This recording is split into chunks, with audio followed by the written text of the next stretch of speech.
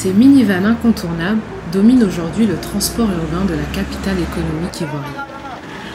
Le déficit de l'offre de transport public à Abidjan a favorisé depuis la fin des années 80 le développement des transports artisanaux, qui est aujourd'hui le mode de transport dominant, avec pour corollaire des embouteillages sur les voies publiques, la pollution de l'air et le renchérissement des coûts de transport. On trouve les Baka dans toutes les communes d'Abidjan, et plus particulièrement à Abobo et Yopougon, à l'exception du plateau. Du côté des chauffeurs comme des usagers, nous tenterons de comprendre leur fonctionnement et explorer les pistes d'amélioration d'un système bien ancré dans le paysage urbain ivoirien. Qui sont ces chauffeurs? Comment travaillent-ils? Comment les Baka sont-ils perçus par les usagers? Les Bakaman et les apprentis travaillent généralement du petit matin jusqu'à la tombée de la nuit pour un particulier ou bien à leur propre compte, et n'ont pas de salaire fixe ni le temps de se reposer. Les Baka d'Abidjan, là, au fait, là, moi, mon avis, là, actuellement, là, c'est un travail que nous faisons. En tout cas, on arrive à gagner nos pains, mais ce n'est pas suffisant. C'est un travail qui est beaucoup fatigant. On se réveille à 4 h du matin, jusqu'à souvent à 23 h minuit. Tout ça pour faire la recette à quelqu'un. Et puis nous-mêmes, on voit un peu.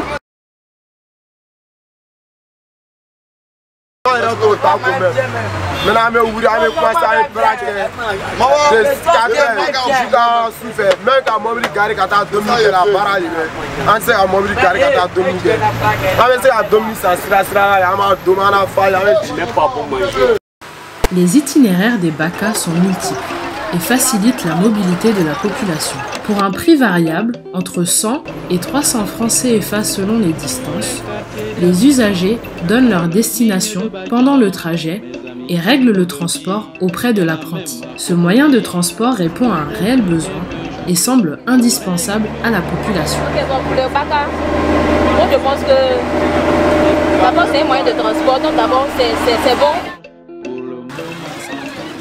Par rapport au Baka, faire la distance d'ici jusqu'à notre établissement, c'est loin, quoi, ça nous fatigue, les trucs, donc on a besoin de ça, même si souvent c'est dur, mais ça va aller. Tout d'abord, mon travail commence avec les Baka. Les Baka, on peut dire, sur une journée, il peut faire 3 à 4 fois.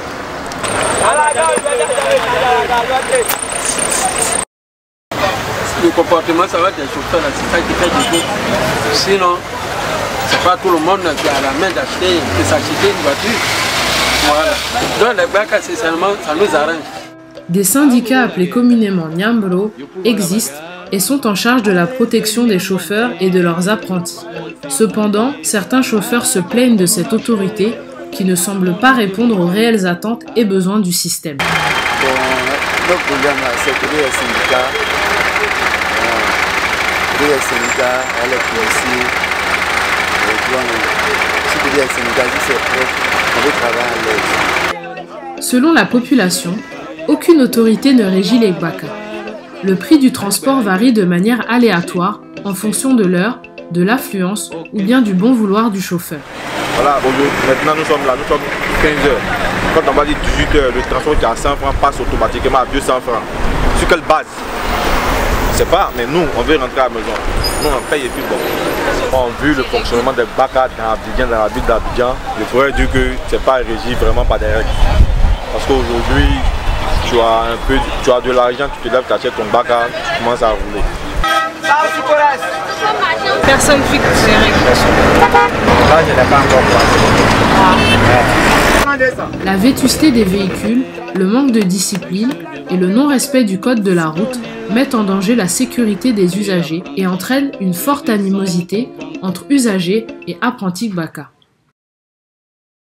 Ils sont vraiment insolents parce qu'ils ont des mots même vraiment.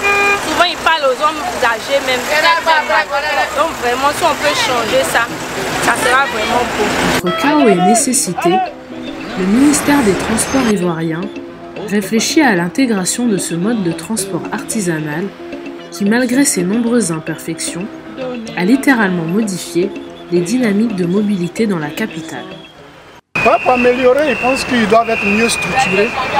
Je pense que le secteur est un secteur important, surtout le secteur du transport qui gère aussi la sécurité des personnes qui montent.